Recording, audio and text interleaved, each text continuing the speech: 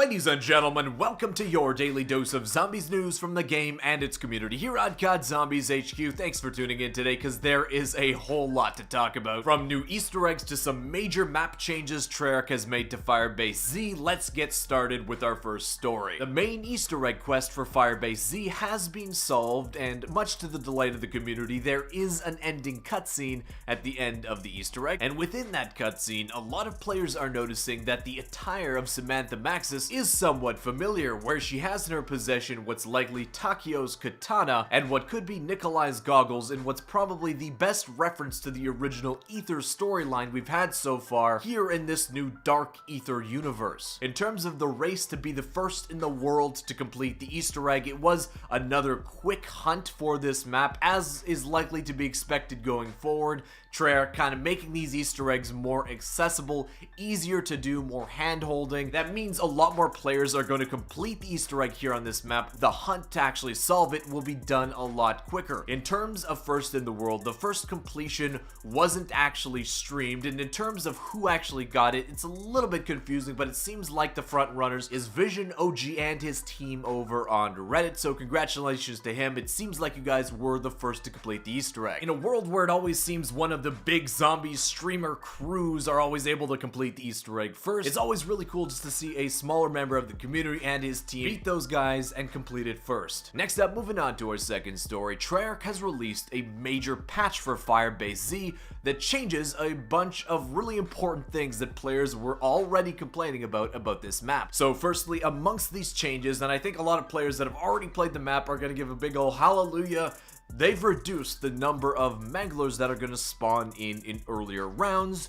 They've also reduced the number of possible mimic trap spawns around the map to reduce the frequency of encountering hidden mimics. So those two things combined should help with a lot of the criticism of this map, that there's just far too many mimics and manglers spawning constantly over and over again. It just gets really annoying, especially if you're not carrying a shotgun. This seems like Treyarch's first steps to kind of reducing those amount of enemies that spawn in. It'll see if these new balance settings actually help it, or if they have to keep reducing it to make it a little bit more fun. Along with that, there's actually a bunch of fixes to the mimics. The first one is they've addressed an issue where a mimic trap could spawn that didn't actually have a mimic in it, resulting in an item on the ground that could not be interacted with. A lot of people were noticing this. I noticed this in my game yesterday. For those that were astutely watching the gameplay from yesterday's video, you'll notice that, yeah, it had this bug in it, where there was a war machine on the ground that was clearly supposed to be a mimic, but it never spawned in and you just couldn't interact with it. Treyarch says they fixed this. They've also addressed an issue that unfortunately happened to my brother yesterday when we're playing the map for the first time, where they've addressed an issue where the mimic could throw the player out of the gameplay space, so you don't have to worry about getting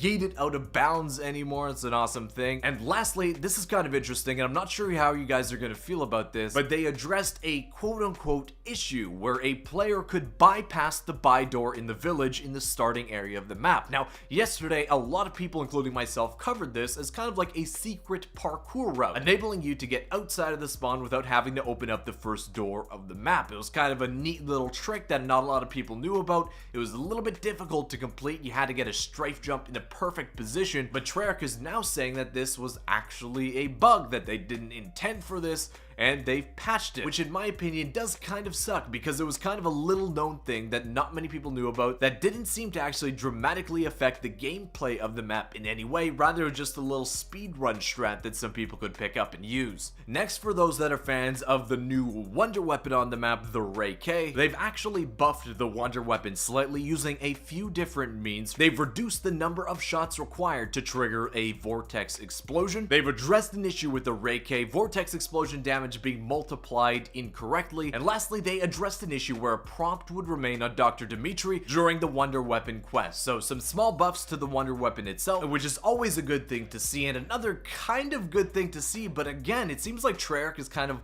listening to the community and patching things that just people have figured out that are really effective, as during the assault rounds, they've decreased the damage of equipment against the Orda. So a great tactic of taking down the huge Orda that spawns during the boss fight that players figured out yesterday was using equipment such as tomahawks. Well, Treyarch seems to have seen that and said, not supposed to be like that, so they just nerfed the heck out of them against this boss. And beyond that, they've actually tuned the health of that massive boss monster, where they say that they've tuned Orta health values based on high rounds. So it seems like before it was a static amount of health. It didn't matter what round you encountered it on, it would always have the same amount of health. Now it seems to scale based on what round you encounter it on. But that's not all included with this patch. It actually kicks off a new double XP event within the game that's going to last until February 8th. And secondly, they've actually added new prestige icons from Black Ops 3 Zombies and Black Ops 4 Zombies to the prestige shop, so you can spend your prestige keys on those icons if you really want. Next up, a new major Easter egg was discovered here on Firebase Z. Think of it as the replacement for the Coffin Dance Easter egg. I think it's just as cool. It rewards you with a free weapons crate, which includes free Juggernog and a bunch of other goodies like you'd see in the regular Coffin Dance Easter egg.